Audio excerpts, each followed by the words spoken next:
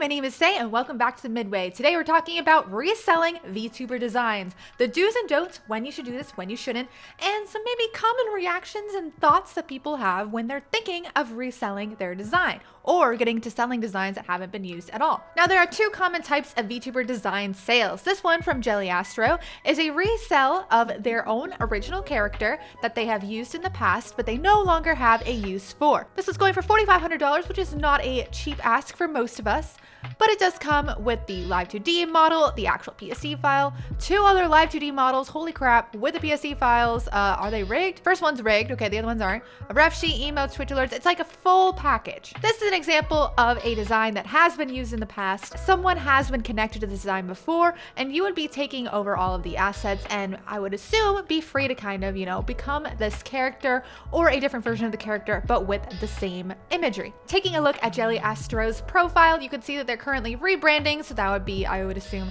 the biggest reason that they are selling this model. However, there are multiple reasons why someone might be looking to sell their model that they've used before. This one from Ottilie, I'm so sorry if I pronounced that incorrectly, is a sale post on Twitter selling this model, particularly because of financial trouble.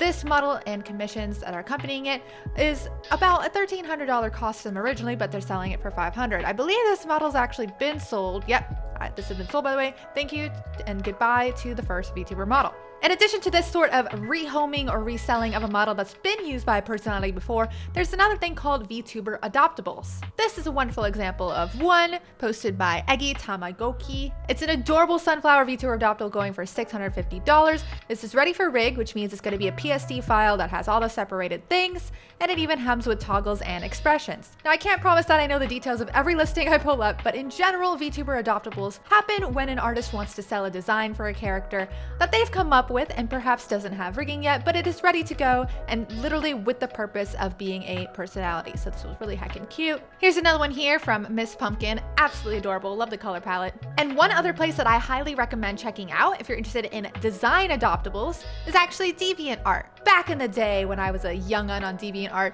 I remember buying adoptables for personal use, but nowadays a lot of people of outfit or even character adoptables on DeviantArt have a listing, particularly including commercial use. So commercial use means that you can use this design in a way that is to generate profit, most notably in this case for VTuber designs. So similar to VTuber adopts that you might find most commonly on Twitter, adoptables on DeviantArt with commercial use could be used for your VTuber model. The difference, of course, between the two being that DeviantArt ones, these are not separated models. This is a design you would have to pay someone to actually create the model or the separated art and then rig it as well. Now, I can make a whole video about designing your VTuber model or buying a design, but today's video is about rehomed models. One's like the first example, or this one from Tora, in which they no longer identify with Tora and are selling the old ready-to-rig VTuber model for $400. My question to you, which I would love to see a comment down below about, is how comfortable would you be adopting a model that has been used by a personality before? Does this excite you? Does it make you happy? Does it matter or does it not matter at all? The most common reason I see for a previous model to be resold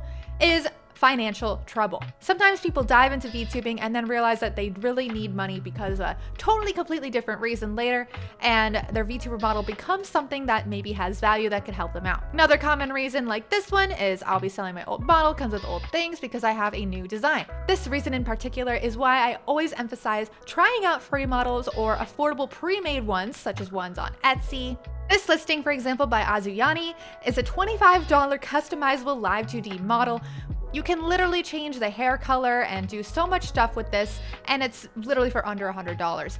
If you bought this model and then realized you absolutely hated the hair color, you could just change it without buying it again, and then you will be sure to not waste thousands of dollars on a different model. That being said, I don't hold it against anyone. Sometimes things just change and you're so in love with something, and then, all of a sudden you aren't. That's a common reason why people might be reselling their old model. All right, so let's say that you are comfortable buying a pre-used, pre-homed VTuber model. For me personally, I would only be comfortable with this. A, if I didn't already have my model, very, very happy and lucky to have my model for sure.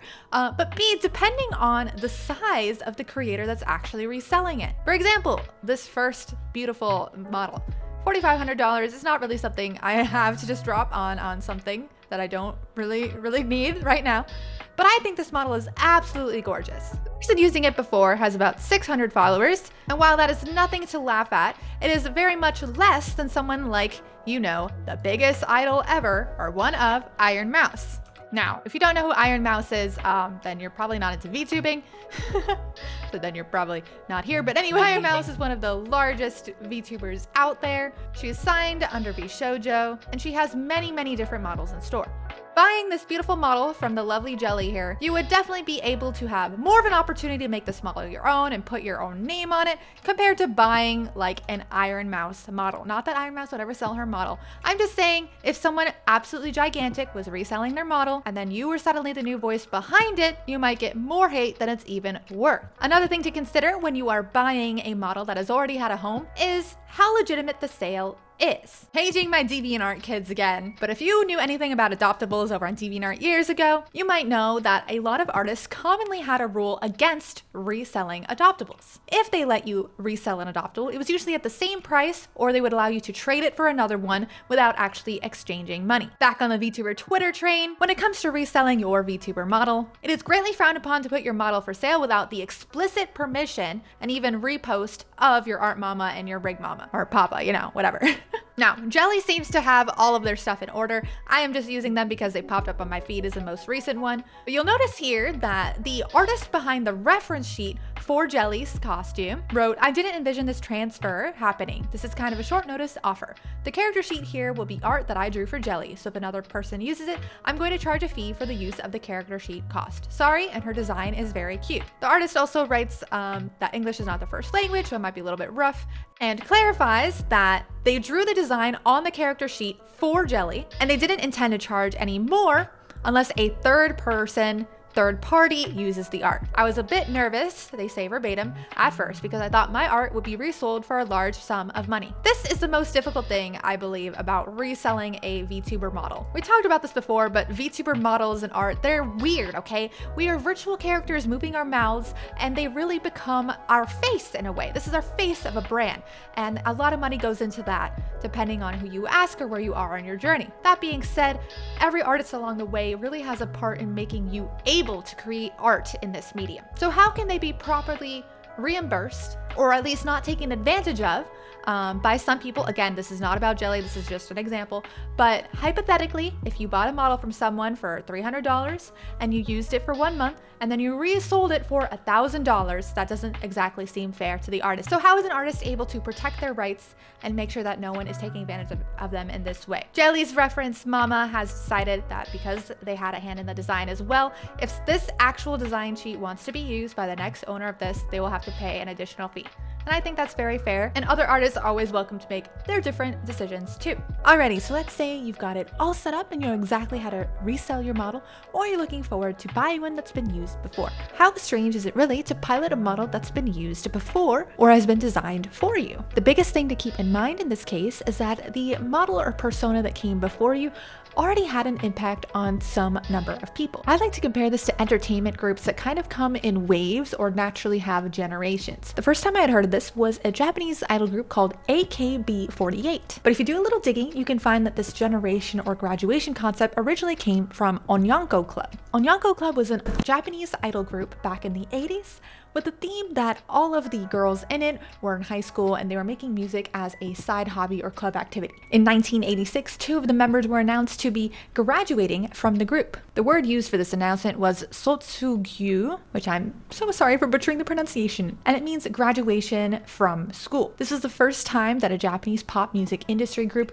used this word to describe the departure from an idol group or a band, and this is the origin of the use of graduation as a VTuber term as well. Of course, VTubing had its origins in Japan, and a lot of VTubing groups see themselves as idols, and fans also see their favorite VTubers as idols at times, so the term graduation has become used in the VTubing community as well to signify someone moving on from a character or moving on from VTubing as a whole. When it comes to adopting a VTuber design or a model that's been used before, you may have some people coming in and being like, hey, you sound different, you're a completely different person. That's something to keep in mind. Now, I feel like it'd be weird for me to talk about piloting a VTuber design that already exists without talking about specific auditions in which you literally simply audition for a model that already exists. In the past, Nijisanji has done this, Hololive has done this as well, where you've seen previews of models or even sometimes the full model that you are going to be auditioning for in that round. This is an example from Nijisanji. This was back in 2021. While perhaps people would have this in mind already for gigantic, well-known VTuber groups like Hololive and Nijisanji, that they're looking for particular talents or types of people to run a design or a flavor of character that they already have in mind, some people forget that there are other situations in which this happens as well. For example, Yueko, a pretty well-known artist over in the Twitterverse, made this tweet about working on a VTuber model for AirAsia. Haha, I worked on a VTuber model for an airline? Excited to collaborate with Iron Vertex and AirAsia on this model for Project Kawaii. If you're interested in piloting He, a VTuber we made with AirAsia, auditions are now open. Again, this could be a completely separate topic for another video. The industry of corporate VTubers that our main product is not VTubing, aka like Crunchyroll's VTuber, or AirAsia's VTuber, or any other company that decides to enter the sphere. But in situations like that, sometimes there's already a model or a lore or something in mind, and you are simply auditioning for the role where that asset is already there. In my opinion, when you're auditioning for a brand that has a VTuber to represent the brand, and the brand is not a VTubing brand and that's not the main product, I feel like it makes a little bit more sense, or it makes more sense for more people to be comfortable piloting a model that they didn't design themselves versus auditioning for a company whose whole product is the VTubing entertainment sphere. For example, in Hololive and Nijisanji, the product is the VTuber themselves. Their job is to create entertainment, to play games, and be really cool and have people enjoy their streams. Whereas I'm sure as the Crunchyroll VTuber or even AirAsia's VTuber, your goal is to be entertaining, but also tell people about the product, which is anime, or flights, maybe in this case. I'm not quite sure, but I would assume that would be the case there. And yeah, that's basically all you need to know for the basics of piloting a VTuber model that has been owned by someone else or designed by someone else, or how to sell one if you're going to do it yourself. What do you think? Would you be comfortable piloting a VTuber model that's been used before? In which cases would that be a yes? In which cases would that be a no? Would you ever sell your own model? In what case would that be? I would love to hear what you think in the comments below, and I'll see you next time. Bye!